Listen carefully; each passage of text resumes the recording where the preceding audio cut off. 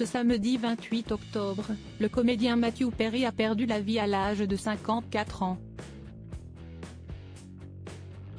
L'interprète de Chandler Bing dans Friends qui luttait contre diverses addictions, a mené à bien un projet avant de mourir.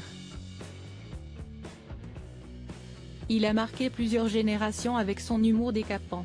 Matthew Perry, l'interprète de Chandler Bing dans Friends, a rendu son dernier souffle à l'âge de 54 ans. Son corps, sans vie, a été retrouvé dans son jacuzzi à Los Angeles. Si les causes exactes de sa mort sont encore méconnues, des analyses complémentaires ont été requises par le médecin légiste. C'était un fait connu de tous, l'acteur luttait contre les addictions. J'ai dû dépenser probablement 9 millions de dollars dans mon chemin vers la sobriété, avait-il confié au New York Times en 2022. Une quête vers un mieux-être rendu possible par une pratique sportive.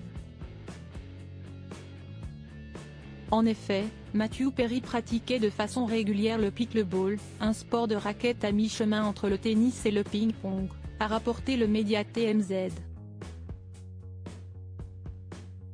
Il pensait que c'était quelque chose qui pourrait l'aider à se rétablir et il faisait un travail formidable, a confié son coach sportif Manasseh. Une association pour lutter contre les addictions, mais au-delà de Sider lui-même, Matthew Perry souhaitait encourager les autres vers la voie de la guérison. Selon une source proche de l'acteur interrogé par TMZ, lors des derniers mois précédant sa mort, l'ex-partenaire de Julia Roberts était sur le point de créer sa propre association. Malgré le décès du comédien, plusieurs personnes ayant travaillé sur ce projet souhaitent le mener à bien en son honneur. Dans son autobiographie intitulée Friends, Lovers and the Big Terrible Thing, un mémoire, Matthew Perry confiait déjà qu'il souhaitait aider les gens luttant contre l'addiction aux drogues.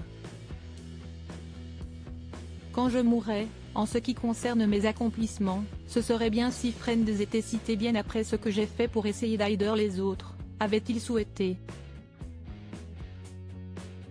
En effet, en 2011, l'acteur était devenu porte-parole de la National Association of Drug Court Professionals et avait parlé devant le Congrès d'un projet de création de structures d'aide aux personnes souffrant d'addiction. Un combat qui sera celui de sa vie.